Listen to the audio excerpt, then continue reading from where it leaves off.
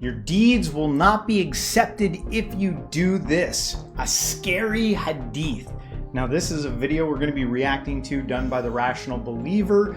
Typically we react to the Army of Satan series done by them, but we're going to take a break from that today and take a look at this interesting one. It was on kind of like their most popular videos. Rational Believer, man, good on them. They've let us react to a lot of their videos. That says a lot.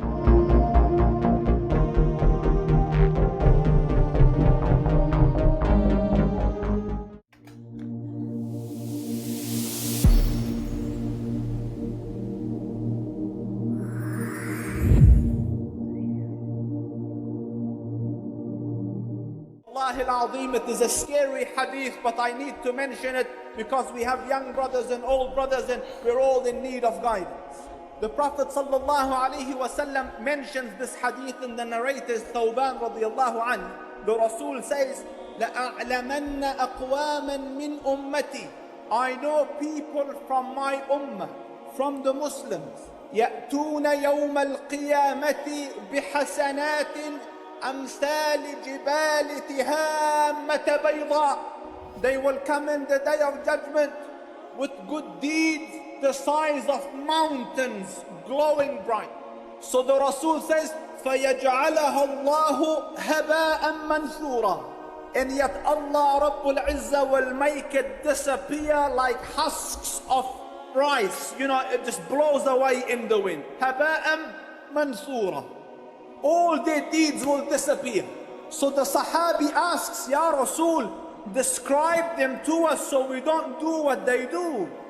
So the Rasul said, أَمَا إِنَّهُمْ مِنْ إِخْوَانِكُمْ. They are from your brothers. وَمِنْ جِلْدَتِكُمْ. And from your tribesmen. And they're not ordinary Muslims. وَيَأْخُذُونَ مِنَ اللَّيْلِ كَمَا تَأْخُذُونَ. They are people who wake up in the middle of the night and pray as you pray. But what is the problem? وَلَكِنَّهُمْ قَوْمٌ إِذَا خَلَوْا بِمَحَارِمِ اللَّهِ انْتَهَكُوهَا. But they are people, when in seclusion, they transgress against the limits of Allah Rabbul Izzah. Think Muslim, when he and she is alone in a room and there's a screen and a laptop and a computer and a phone, they transgress against the limits and boundaries of Allah Rabbul Izzah. The poem says it beautifully. أما استحييت تعصيني إذا ما قال لي ربي أما استحييت تعصيني وتخفي الذنب عن خلقي وبالعصيان تأتيني. If my Lord were to ask me, did you have no shame from me? أما استحييت تعصيني. Did you have no shame in disobeying me? وتخفي الذنب عن خلقي. And you kept your sin hidden from my creation. وبالعصيان تأتيني. And you came with your sins to me. You're afraid of a cat coming into your room, but you are not afraid that I was watching. So if your sin, listen to me Muslims, because I need to clarify this. If the sin in seclusion happens out of weakness and out of a slip, and it is not jurra against Allah Rabbul Izzah, that is an ordinary sin. But if you sin recognizing and aware that the Lord is watching, and yet you still don't care and persist, then you have fallen in courage against Allah Rabbul Izzah, and then Allah will delete the deed. So my dear brothers, as was the condition of our predecessors, concentrate in my Allah Rabbul Izzah grant me and you tawfiq, not only on doing the deed, and may Allah grant you the capacity to do a lot of khair, but concentrate on the deed being accepted after it is done, and may Allah Rabbul Izzah accept from me and from you. All right, well, there we have it. I think this is the main point from this video is integrity. That's what this is talking about. And then in the title, it's talking about your deeds will not be accepted if you do this. So if you're, I guess within Islam, if you're living a double life where, you know, you're projecting something into a community rather than what's actually going on in your own life, you're in danger of hellfire. Now, I think this is something, like, no matter how awesome or, you know, good you might get with what you do in behind the scenes. I think we're all vulnerable and susceptible to this. I think I've said things, I've probably told people, I've definitely moralized in my life or said things and then failed behind the scenes. And you learn a lesson from that. You learn like the weight of words and, you know, what it can do to you. So I think there's a message here that we can take, and then the severity of how you take a message like that, you know, I think is going to be different for everyone, because there is a little bit of a paradoxical situation going on in here about what we're kind of conditioned and actually do versus our actual free will in terms of what we're tempted to do. Why are we tempted in certain ways? Yeah.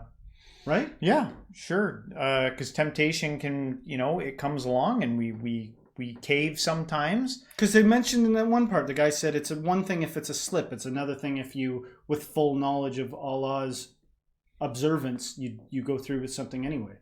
Yeah, you keep going on with it. You may say to Allah, oh, I'm sorry, I don't mean to do it. And then like an hour later, you're back to doing what you were doing before. Mm-hmm. Right? Do you see or the even just manipulative boldly, aspect of it? Or even just boldly do something. You know what I mean? You know what I mean? I almost get the sense that if you did something with like harboring a little bit of guilt or trepidation, that would be favorable over like, I'm going to do this and get away with it. Oh, yeah. So there's like a secret mental thing. You ever heard the term cops in the brain? No, that's interesting. It's this idea that sometimes if an area is really bad and crime's getting out of control, they'll send in police cruisers to just like drive around in the neighborhood. Yeah. And then the crime goes down. Yeah. And then they pull the police out of the area and the crime remains down for a while. Yeah. And it's because people remember seeing the cops around. You know what I mean? So it's like if you're being watched even when you're alone, you're more likely to follow those things. The guilt is there even when the person telling you what to feel guilty about isn't even there anymore. Yeah, yeah. It's just like a psychological phenomenon, but it seems to play a role here. Yeah. There's another aspect, and this is like our third take on this one, but there's another aspect that we really haven't looked at is the ability to continue on doing something even though it's been told to you not to do it. If you're continuing to do it, there's some aspect of yourself that doesn't necessarily believe that that thing is as bad as what's being said to you.